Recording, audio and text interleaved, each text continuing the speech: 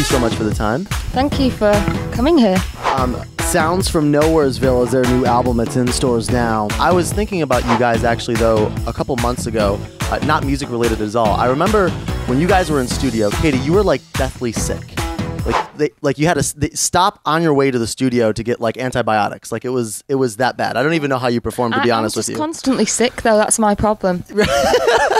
Like I just had my appendix out like 2.5, 3 weeks ago in New York. Like got to America to do a tour and have to have my appendix out. There's always something with me. I read about that, but Jules, this had to surprise you because 6 days later she's performing. That had to have been a little crazy, huh? Yeah, that's the great thing about Katie. She, we're constantly on tour. I want us to remember that we have a crew of 8 around us.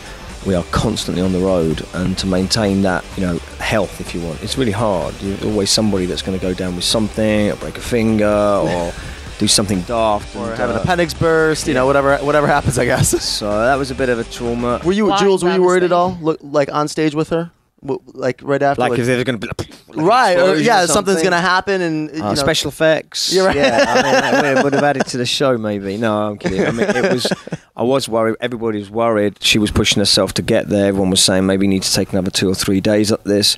But she was adamant to get on that plane, and the show was amazing. We played, because we had to convert the 2 sellout shows into one, because we cancelled one. Wow. So it was kind of weird, because it was like pushing it back a little bit, but more pressure on it, because it was a bigger show. So she managed really well. But it all worked out. I was thinking about you guys, though, because I was preparing tea, and I remember you guys telling me when you were in studio how I should have my tea with milk. And so I was like getting bored with tea and water. And so I started Googling about tea with milk, and I realized that what a huge thing this is overseas.